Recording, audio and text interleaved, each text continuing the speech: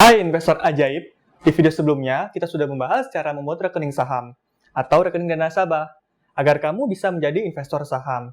Nah, kalau kamu sudah punya RDN, sebelum melakukan transaksi dan investasi saham, kamu harus tahu bagaimana mekanisme perdagangan saham di Bursa Efek Indonesia. Ini penting loh untuk para investor pemula. Tonton sampai habis ya videonya.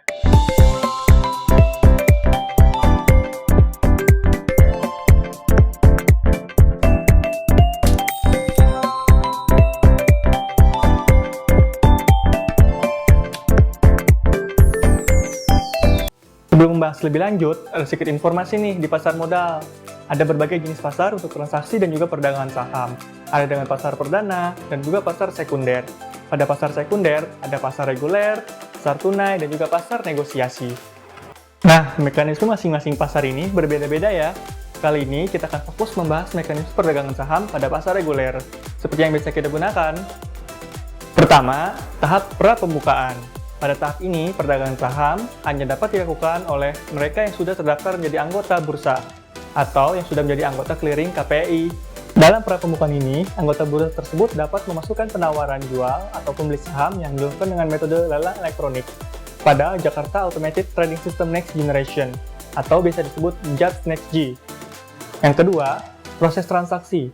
Selanjutnya, JATS Next-G ini akan memproses transaksi kamu dengan memperhatikan time and price priority, alias harga dan waktu yang prioritas. Artinya, permintaan beli pada hari yang lebih tinggi memiliki prioritas terhadap permintaan beli pada hari yang lebih rendah.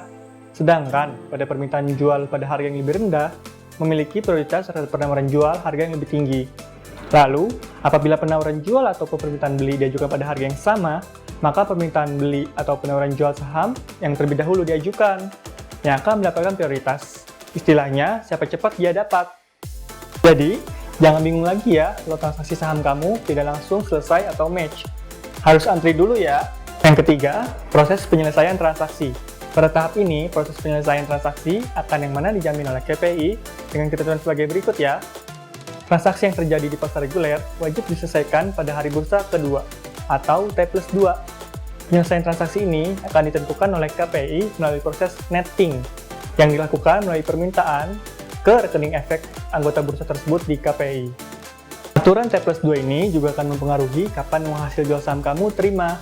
Jadi, jangan bingung ya kalau saldo di RDN kamu tidak langsung berubah. Keempat, pra-penutupan. Ini adalah proses ketika anggota bursa memasukkan penawaran jual atau beli menjelang penutupan bursa. Dari penawaran dan permintaan ini, JATS Next-G berdasarkan price and time priority. Terakhir, pasca penutupan.